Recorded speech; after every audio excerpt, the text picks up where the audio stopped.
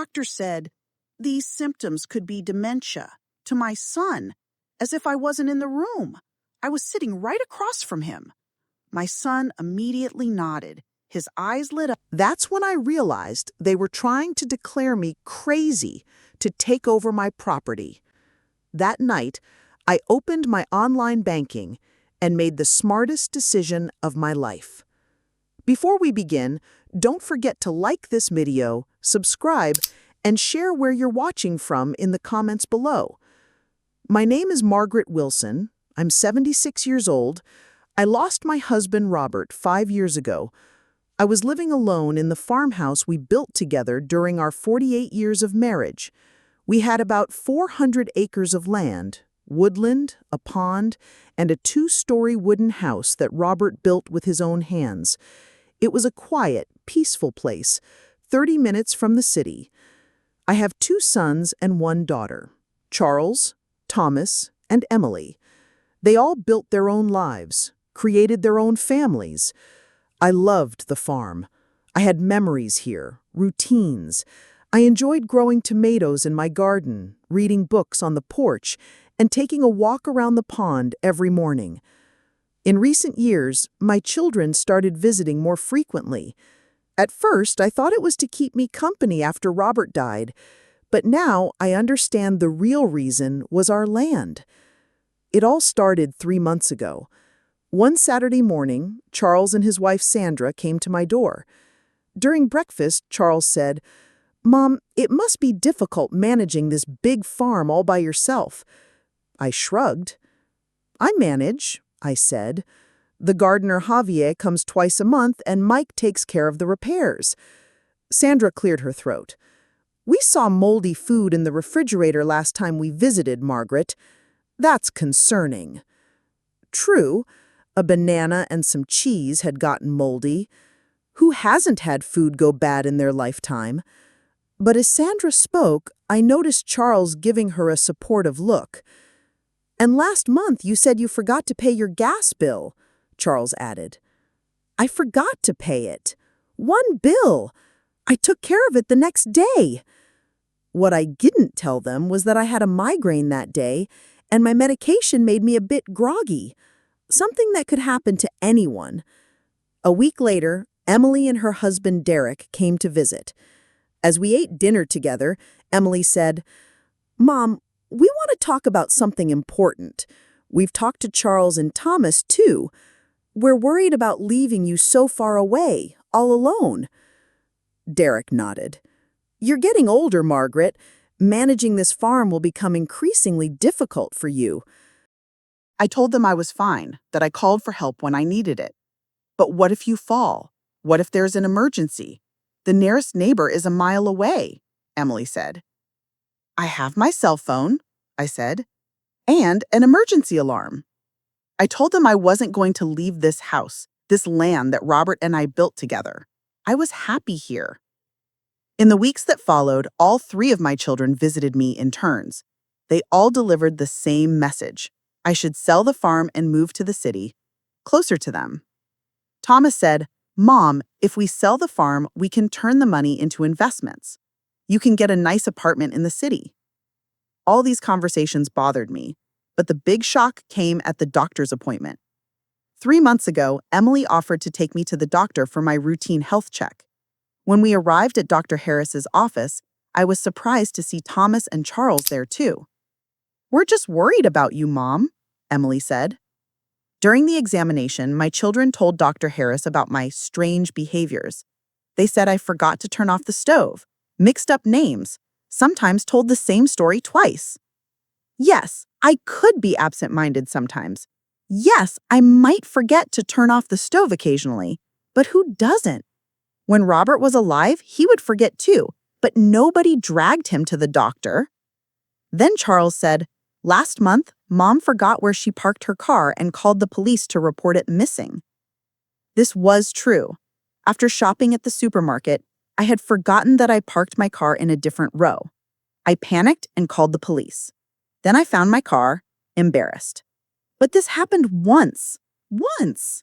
Dr. Harris turned to me and started asking simple questions. He asked for today's date, the president's name, recent events. I answered all of them correctly. However, when he told me 3 words and asked me to repeat them 5 minutes later, I forgot one. Just one word. That's when Dr. Harris turned to my son and said those words. These symptoms could be dementia. Dementia? My heart stopped when I heard that word. Robert's aunt had spent her final years in a nursing home due to dementia. She couldn't remember anyone she knew. It was the only thing I feared. But then I watched Dr. Harris talk directly to my son, as if I wasn't in the room, and I saw that gleam in Charles's eyes. A flash, a sign of victory. I realized this wasn't a coincidence. My children had brought me here to prove I was crazy. If I wasn't mentally competent, I couldn't manage my assets. The legal power to sell the farm would pass to them. That night when I got home, I sat in my living room for hours thinking, looking out the window, watching the oak trees Robert and I had planted together. When they were small saplings, Robert had said, "When these trees grow, our grandchildren will play under them." Now my grandchildren rarely visited, and my children wanted to take over what their father and I had worked a lifetime to build. I might be old, but I wasn't stupid. That night, I opened my online banking and started doing research. Robert and I had built a good retirement fund. Besides the farm, there were substantial savings. The next day, I ignored Emily's call saying I still needed to go to the doctor for tests and observation. Instead, I called John Martins. John had been our lawyer for 30 years. He had prepared Robert's will. "John, I need your help," I said. "My children are trying to have me declared mentally incompetent." John listened to everything and took a deep breath. "Margaret, unfortunately, this is a situation we encounter frequently, but there are things we can do." I spent 3 hours in John's office that day. We reviewed my financial situation, my legal rights, and my options, and we made a plan. First, we secured all my financial assets. We blocked my children's access to any of my accounts. Then, we updated my healthcare proxy. I had previously appointed Charles as my health proxy. On John's advice, I changed this to an old friend of mine, Susan Baker. Susan was a nurse and an extremely honest person. Then, we made a plan for the farm. 2 days later, Charles called me. "Mom, we've arranged another doctor's appointment, this time with a specialist neurologist, just for a checkup." "Sure," I said, keeping my voice soft and compliant. "When?" "Friday at 2 o'clock. Emily will pick you up." "Okay, I'll be ready."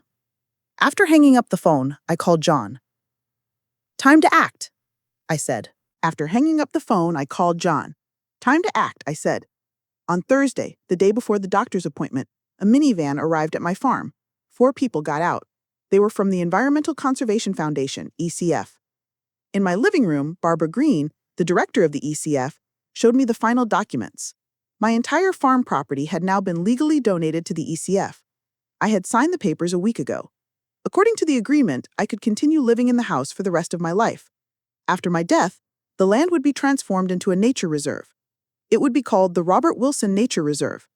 I had included conditions in the contract such as preserving biodiversity, educational programs for local schools, and maintaining at least 80% of the existing land in its natural state. The most important clause for me was this: the land could never be parceled, sold, or developed for commercial purposes. Additionally, a 1-acre area where I had buried Robert's ashes under the old oak tree was placed under special protection status. The ECF paid me a symbolic $1, but the real value was that the land would be protected forever. "Are you sure, Mrs. Wilson?" Barbara asked. "This is an irreversible step." I smiled. "Yes, I'm sure."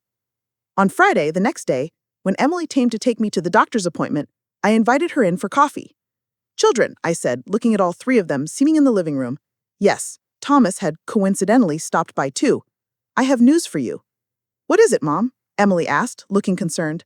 "I've donated the farm to the Environmental Conservation Foundation." There was a silence in the room.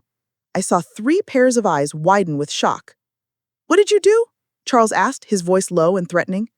"I signed the final documents yesterday. The farm now legally belongs to the ECF. Of course, I can stay here as long as I live. After I die, it will become a nature reserve." Thomas jumped to his feet. "You can't do this. This is family property." "I already did," I said calmly. "And yes, it was family property. Robert's and my family. We imagined this place as somewhere our children could grow up close to nature. where our grandchildren could climb trees. But now I understand that for you, it was just property to be sold. Emily started crying. Mom, we were just thinking about your well-being. Really? I asked. Then why did you call Dr. Harris before he examined me? Why did you talk about my symptoms? Why did you insist on seeing a specialist? Did you think I didn't know you were trying to have me declared mentally incompetent? Charles felt his face redden. This is nonsense. I took a folder out of my bag. Janet, Dr. Harris's secretary, is an old friend of mine. When I told her my situation, she told me that you called the doctor saying, my mother is showing signs of dementia and requested an appointment. Before the appointment. The silence in the room deepened. I want you to leave, I said. Now. Mom, Emily began. Leave, I said, my voice trembling. If you really cared about my well-being, you wouldn't try to take me away from this house, from my memories. You wouldn't humiliate me. You wouldn't try to have me declared mentally incompetent. All three got up. As Thomas walked toward the door, he stopped. What about our inheritance? Will there be nothing left for us? Of course there will be, I said. Robert and I have a retirement fund, investments. I haven't touched those. But you will never be able to sell the farm. You will never be able to parcel it. You will never be able to destroy the land that your father and I dedicated our lives to. My children left my home that day with expressions of anger and disappointment on their faces. 2 weeks later, Thomas called me and apologized. Emily came a month later in tears. Charles still isn't speaking to me. But I have no regrets. This land is Robert's and my legacy, and now it will be protected forever. The Environmental Conservation Foundation started building an information center on the farm last week. Educational tours for nearby school children are being planned. A bird observation station will be set up around the pond. And I still sit on my porch at home. I still grow tomatoes in my garden. I still take a walk around the pond every morning. My children wanted to put me in a mental hospital. Instead, I made the smartest decision of my life. This is my story. If you liked it, please don't forget to like and subscribe. Turn on notifications so you don't miss the next story. What do you think? What would you have done in my place? Share in the comments.